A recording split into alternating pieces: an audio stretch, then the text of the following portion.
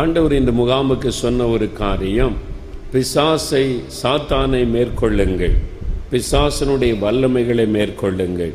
அதை குறித்து என் ஜனங்கள் தெளிவாக அறிந்து கொண்டு சாத்தானை மேற்கொள்ளத்தக்கதான வல்லமையை பெற்றுக்கொள்ள வேண்டும் என்பதை குறித்து உங்களோடு பகிர்ந்து கொள்ளும்படியாய் சொன்னார். சாத்தானுக்கு எப்பொழுதுமே தன்னுடைய காரியங்களை குறித்து வெளிப்படுத்தப்பட்டால் அதை அவன் விரும்புவதில்லை. தன்னை குறித்து அவன் பேசுவதை விரும்புவதில்லை. அவனுடைய தந்திரங்கள், அவனுடைய கிரியைகளை வெளியரங்கமாக்குவதை அவன் விரும்புவதே இல்லை. ஆனாலும் ஆண்டவர் இந்த நாளில் சாத்தானுடைய தந்திரங்களை நாம் அறிந்து அவனை மேற்கொள்ளத்தக்கதான வல்லமையை நமக்கு கொடுக்கும்படி இங்கே எழுந்தருளி இருக்கிறார். அல்லேலூயா.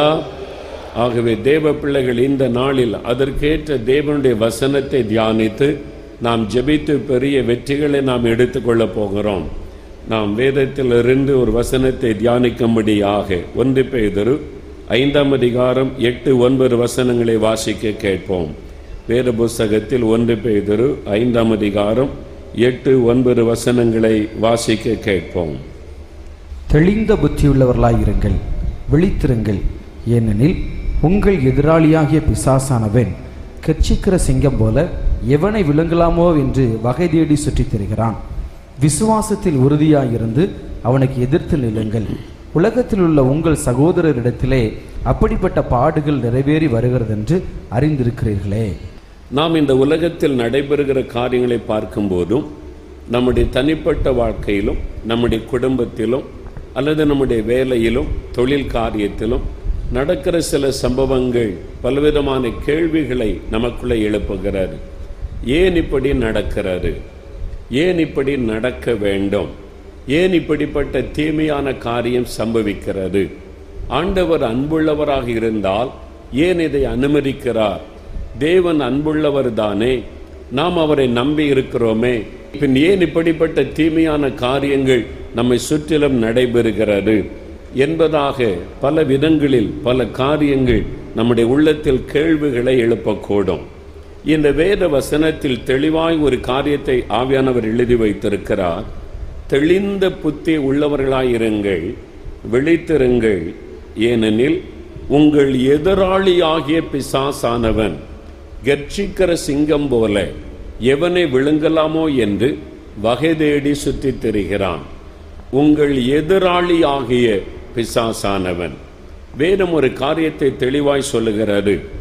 தேவ பிள்ளைகளுக்கு ஒரு எதிராளி உண்டு. ஆண்டவரை ஏற்றுக்கொண்டு ஆண்டவரை பின்பற்றக்கூடிய கர்த்தருடைய பிள்ளைகளுக்கு ஒரு எதிராளி உண்டு. அந்த எதிராளி தான் எல்லா பிரச்சனைகளுக்கும், வேதனைகளுக்கும், போராட்டங்களுக்கும், நெருக்கங்களுக்கும் காரணமாயிருக்கிறான்.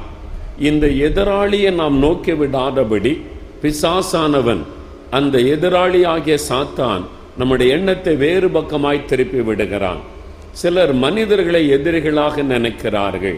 இவர்கள் தான் எனக்கு தீங்கு செய்கிறார்கள், இவர்கள் தான் என் மீது பொறாமை கொண்டு ஏவுதல் பண்ணிவிட்டார்கள், அல்லது இவர்கள் தான் எனக்கு விரோதமாக ஏதோ செய்து விட்டார்கள் என்று மனிதர்களை நாம் நோக்கி பார்க்கிறோம்.